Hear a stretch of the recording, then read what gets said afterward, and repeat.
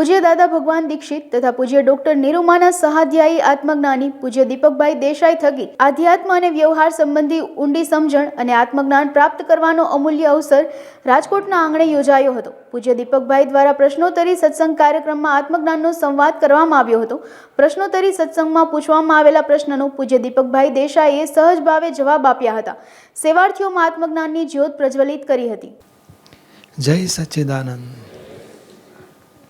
આપ સૌની અંદર બિરાજેલા પરમાત્માને અત્યંત ભક્તિપૂર્વક અભેદ ભાવે નમસ્કાર નમસ્કાર નમસ્કાર. જય સચ્ચિદાનંદ. સારામાં સારું તો આવું કંઈક યુવાનો ભેગા થાય એવું આયોજન કરવું જોઈએ. અમે કરીએ છીએ. જીએનસી જ્ઞાનીની છાયામાં કરીને નાનકડું ગ્રુપ છે. 3 થી 6 વર્ષના, 6 થી 12 વર્ષના, 12 થી 21 વર્ષના યુવાનો માટે વ્યવસ્થા ગોઠવાયેલી છે. અને આપણા જ બધા સત્સંગી ભાઈઓ બહેનો છે એને પાછું થોડું રમાડે ખરા, પછી થોડુંક સમજણ આપે ને. પોઝિટિવિટી, સિન્સિયરિટી, મોરાલિટી, નો નેગેટિવિટી. એટલે એ સમજણ એને આખો વર્ષનો એવો દર રવિવારે ભેગા થાય, સમજણ મળે. પછી વર્ષમાં 2, 3, 4 અમારી સાથે પ્રોગ્રામ હોય એના બાળકોના સ્પેશિયલ. એ લોકો બધા પ્રશ્નો પૂછી શકે, એની સાચી સમજણ પ્રાપ્ત કરાવાય. એટલે આમાં ટૂંકમાં એક તો કહે ને સાચી સમજણ પ્રાપ્ત થાય એવું કંઈક આયોજન કર્યા કરવું જોઈએ. અને બીજું, જે ટીચર હોય કે દીદી હોય કે મા બાપ હોય, એણે નાની મોટી વાતમાં ગુસ્સો કરી નાખે, સમજતો નથી, કેમ કરતો નથી, આવું કરાતું હશે. એ કશાય ક્રોધમાન માયાલોભ કે ને પેલા દજાડી દે એવા ના હોવા જોઈએ. છોકરાને સમજણથી કામ લો.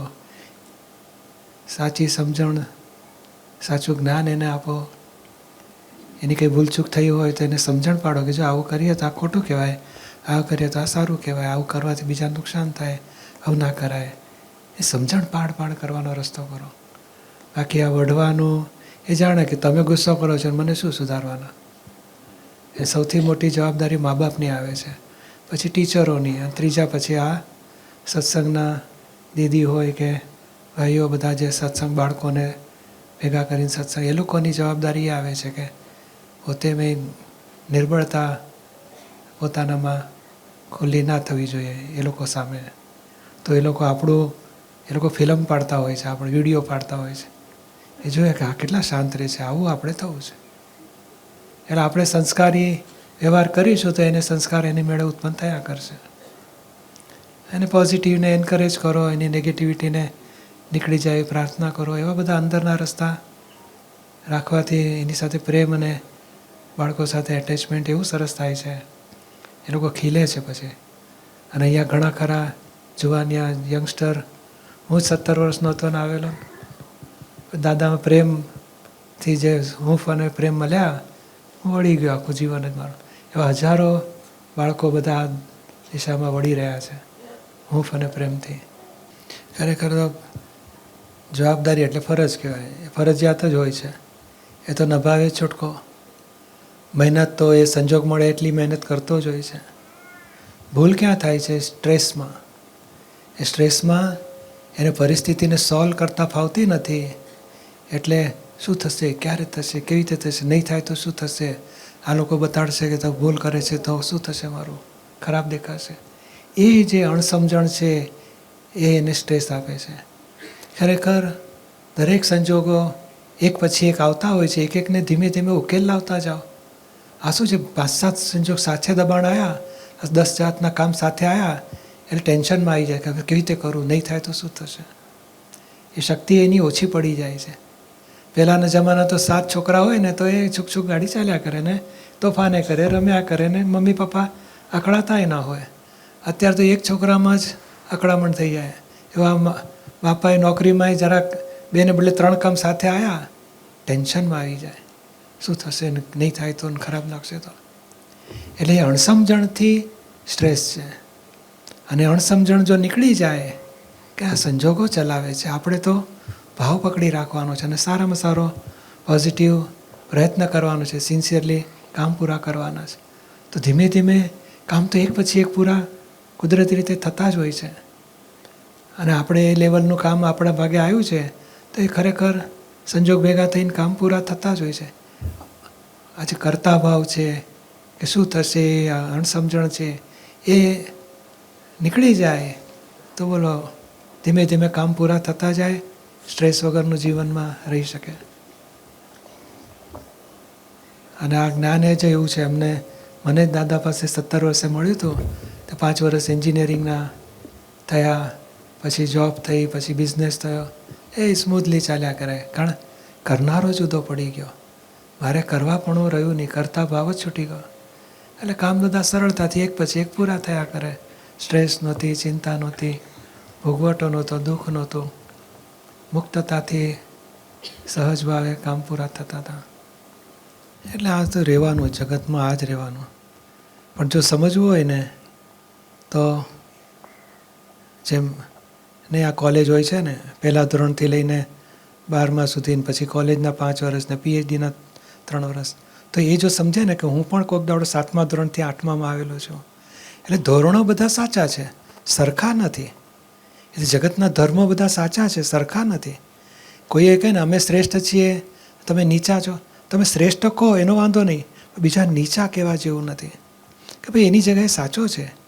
અને આ 7મા ધોરણવાળો 8મામાં આવશે, હું કોલેજમાં આવ્યો છું, 8માવાળો 9મામાં આવશે, 11મા 12માવાળો કોલેજમાં આવશે. એ બધું ક્રમ ચાલ્યા જ કરવાનો છે. એટલે ખરેખર ધેર આર 360 ડિગ્રીઝ. દરેક પોતાના વ્યૂ પોઈન્ટ ઉપર ઊભો રહ્યો છે. અને ખરેખર સેન્ટરમાં પહોંચવાનું છે. કોઈ 150 ડિગ્રી, કોઈ 200 ડિગ્રી, કોઈ 250 ડિગ્રી. તે એને લાગે હું જ સત્ય છું, અને મારું ધર્મ સાચો, મારા ગુરુ સાચા, મારો શાસ્ત્ર સાચું, મારી ક્રિયાઓ હવે શ્રેષ્ઠ છે, એવું જ ગણે. અને એની માટે સારું છે. એ જો શ્રેષ્ઠ નહીં ગણે ને તો લાગે કે ચાલો બીજા ક્લાસમાં શું છે, તે 7માવાળો 4થા ધોરણમાં બેસવા જતો રહેશે, 4થાવાળો 8મામાં બેસી જશે. એ ગોટાળા થઈ જશે. એટલે ભાઈ તારો સિલેબસ જુદો, તારા ટીચર જુદા, તારો ક્લાસરૂમ જુદો. ફક્ત એક જ આપણી કોલેજના બધા સ્ટુડન્ટો છે, જુદા જુદા ધોરણોમાં છે, દરેક સાચા છે. એટલે વિતરાગ ધર્મ, જ્યાં સાંપ્રદાયિક ધર્મ એક ડિગ્રી એટલે વ્યૂ પોઈન્ટ પર ઊભો હોય અને છેવટે સેન્ટરમાં આવે, અને વિતરાગ ધર્મ કહેવાય. જે વિતરાગ ધર્મ જેને પ્રાપ્ત થાય છે એને એમ જ લાગે બધી રેડિયસ સાચી છે, બધી એની જગ્યાએ કોઈ 150વાળો સાચો છે, 180 ડિગ્રીવાળો સાચો છે, 200 ડિગ્રીવાળો સાચો છે. હા, સેન્ટરમાં જુદું છે આખું. સેન્ટરમાં પક્ષપાત નથી, રાગદ્વેષ નથી, મતભેદ નથી. અને સેન્ટરવાળો બધાને સ્વીકારે કે ને આ 150 ડિગ્રીવાળો એની જગ્યાએ સાચો છે, 250વાળો એની જગ્યાએ સાચો છે. અને એ બે મતભેદ કરતા હોય તો કે તું એક કામ કર, તું 150 ડિગ્રી પર જા, તું 250 પર જા, જો ત્યાંથી તો કે હા બરાબર છે, એની જગ્યાએ સાચા છે. એટલે નિવારણ લાવી આપે આ સેન્ટરવાળો. બાકી આ જગતમાં કોઈ ધર્મ લડવાનું શીખવાડતો નથી, અને ધર્મવાળા લડ્યા વગર રહેતા નથી. કારણ શું? તો કે અહંકાર, અમારો સાચો, તમારો ખોટો. પછી પેલો કહેશે મારો સાચો ને તારો ખોટો. એ પછી બે અહંકાર લડે છે. અને લડે છે ને એ દુનિયાનું વિટામિન છે. ના લડે ને તો પછી પ્રગતિ ના થાય. એટલે લડે પછી જેને સમજાય કે હું ખોટું કરું છું, આવું ના કરવું જોઈએ, તે ઉપરના ધોરણમાં એને કુદરત મૂકે છે પછી. અને કે હું સાચો છું, લડવું જ જોઈએ, તો જ એ ધોરણમાં એ અવતારો કાઢશે.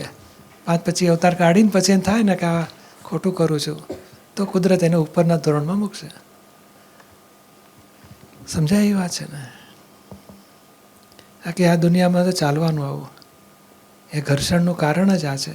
જુદા જુદા ડિગ્રી ઉપર, જુદા જુદા લેવલ ઉપર બધા જીવો છે.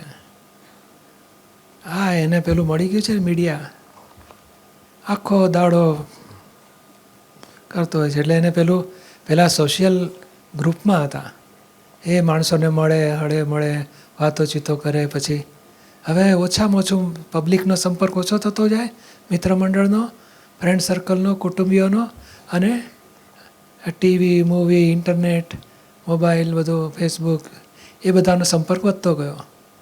એટલે એ જેટલું પેલું ઘટતું જાય છે, એટલે પછી પોતાના સુખમાં જ પડેલો હોય.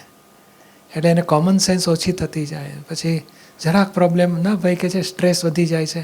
ઘણા જેટલું બાહ્ય સુખ લેવા ગયો અને માણસો સાથેની ઇન્ટરેક્શન ઓછા થયા એટલું એનું અંતર સુખ બંધ થતું જાય, એનું એડજસ્ટમેન્ટ લેવાની શક્તિ ખૂટતી જાય, કોમન સેન્સ ઓછી થતી જાય અને પછી નાના પ્રોબ્લેમમાં સ્ટ્રેસમાં આવી જાય. પછી પહેલાં તો માણસો સાથે મળે, વાતોચીતો કરે, હૂંફ ને પ્રેમ રહે એકબીજા વચ્ચે, ભાઈચારો હોય, હળીમળીને કામો કરતા હોય, એમાં પછી નાના મોટા પ્રોબ્લેમ એકબીજાને સોલ્યુશન મળે અને બહાર નીકળી જતા હતા. અત્યારે ફેસબુક એનો ગુરુ, ગૂગલ માસી બધું પૂછવું હોય તો માસીને પૂછવા ના જાય, ગૂગલ માસીને પૂછે સમોસા કેવી રીતે બનાવવા, પછી એમાં લખેલું એવું કરવાનું. પછી એ ગૂગલમાં તો મશીન સાથે એકાકાર રહ્યા કરે છે, એટલે પેલી જીવતા માણસ સાથેની શક્તિ ખલાસ થતી જાય માણસને. એટલે અમે તો શીખવાડીએ છીએ, છોકરાઓને તો ખાસ શીખવાડીએ. અમે બધા જેના અમારા સંપર્કમાં છે, ચાલો ટીવી મૂવી ઓછું કરી અને થોડું રમતગમત કરો, સ્પોર્ટ્સ કરો, ચાલો એમાં બધું સ્પર્ધા અને કોમ્પિટિશન ને પછી એમાં એ એક આનંદ માટે. ને આ ઘરના જે ટીવી કે ઇન્ટરનેટમાં અટવાઈ રહેતો હતો એમાંથી બહાર નીકળે, જીવતા માણસ સાથે ઇન્ટરેક્શનમાં આવે તે આનંદમાં રહી શકે વધારે. એ તો આપણે કહે ને કે મા બાપ ધીરજવાળા થાય ને તો છોકરા એની મેળે થાય. પછી મા બાપ છોકરાની પરીક્ષા તો મા બાપ માને એટલી બધી ટેન્શન બધી પોતાની પરીક્ષા હોય એટલું બોજામ ફરતી હોય. પછી ના બાળક હું માથા ભાર ક્યારે લઉં, એ માથે ના લેતો હતો, એ માથે લે હું ભાર મૂકી દઉં. ટેન્શન નહીં કરવાનું, આનંદમાં રહેવાનું, મજા કરવાની, ઓછા માર્ક આવે તો તમે ચિંતા કરો, હું શું કામ કરું, એવી હાલત થઈ ગઈ છે. છોકરાઓ અત્યારે બોજા ઓછા માથે લે છે ને મા બાપ મોજા વધારે લે છે માથે. ખરેખર પૂછવાનું, બેટા તું હું તને કહું તો ભણીશ કે તું જાતે ભણીશ?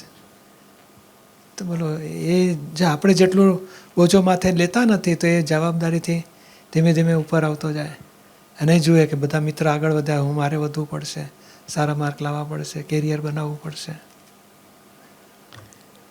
એટલે મા બાપનો રોલ બહુ મોટો છે અને એમાં માનો રોલ વધારે મોટો છે. વધારે નાના બાળક હોય 12-15 વર્ષના, 16 વર્ષના, ત્યાં સુધી માનો રોલ વધારે આવે, 16-17 વર્ષ પછી બાપનો રોલ વધારે આવે. બરાબર છે. અને આ રોલ એવો છે ને કે માએ ડાપણથી કામ લેવું છે. એટલે એને સમજાવીને પછી એને થોડોક એન્કરેજ થાય રીતે બધું, તું તો જિદ્દી છે, તને આવડશે જ નહીં, તને તો કંઈ થાકી, તું સુધરતો જ નથી. 100 નેગેટિવ વાક્ય બોલે છે. ખરેખર એક નેગેટિવ વાક્ય એની અંદર હૃદયમાં ઘૂસતું જાય છે અને નેગેટિવિટી એને ઉત્પન્ન થાય છે. એને બદલે ના તું કરી શકીશ, તું ઘણો હોશિયાર છે, પહેલાં કરતાં તારું રિઝલ્ટ ઘણું સરસ આવ્યું, તારું સેવાનું કેટલું સરસ તું કરે છે. એટલે એને કંઈક સારા સારા શબ્દો એવો બોલો કે એના દરવાજા ખુલે મગજના. પહેલાં તો બારણા બંધ થતા જાય છે. તું જિદ્દી છે, તું આવડતું જ નથી, તને કંઈને થાકી, તું ભણતો જ નથી, તને માર્ક સારા નહીં આવે, તને તો ભણી પણ તારે મજૂરી કરવી પડશે. અરે એવું એટલે પેલું હા કરીશ, જા મજૂરી કરીશ, નહીં ભણો. જેટલું શબ્દો બોલો છો ને મા બાપના શબ્દો એ ઊંધા પકડે છે, બરાબર અસર ઊંધી થઈ જાય. એટલે મા બાપે સમજવું છે કે એને પોઝિટિવ બોલો, એન્કરેજ થાય એવું કંઈક વાતો કરો, સાથે બેસો ને રમો થોડુંક, ચાલો હું તારી સાથે રમીશ. અને પછી સ્ટોરીઓ, નાનકડી વાર્તાઓ કહેતા હોય તો કહેવાની. તો એને શું છે, એક જાતનું એટેચમેન્ટ રહે મમ્મી પપ્પા સાથે. અત્યારે તો એટેચમેન્ટ જ ઓછું થતું જાય. અને પેલું મમ્મી તરફથી કે પપ્પા તરફથી જરાક દુઃખ આવે, પપ્પા તરફથી દુઃખ ક્યારે આવે, એ મમ્મી પછી ચાવી માર, તમે કહેતા જ નથી, ભણતો જ નથી, મારું સાંભળતો જ નથી, જિદ્દી થઈ ગયો છે, બેટા ભણતો કેમ નથી? હવે પેલું જાણે મમ્મીએ ચાવી મારી જ કે છે. એટલે એની પપ્પાની વેલ્યુ ઉતરતી જાય, કોડીની થતી જાય. એટલે આખો જે માહોલ ઘરનો જ એનો ઉતરતી કક્ષાનો થતો જાય. એટલે પછી મુશ્કેલી પડે બધી. એટલે મમ્મીએ એવું ધ્યાન રાખવું છે કે મારે નાની નાની બાબતમાં છોકરાને પપ્પાને ગાળવા ના જોઈએ. એને એક બહુ જ મોટી બાબત આવે તો મોટું કંઈક, ત્યારે પપ્પાને કે પપ્પાએ કે બેટા આવું ના કરાય. એ 2 શબ્દ ઉપર આખો છોકરો ફેરફાર થઈ જાય. એનું શબ્દનું વચન ક્યારે રહે, રોજ નાની નાની વસ્તુની કચકચ ના કરી હોય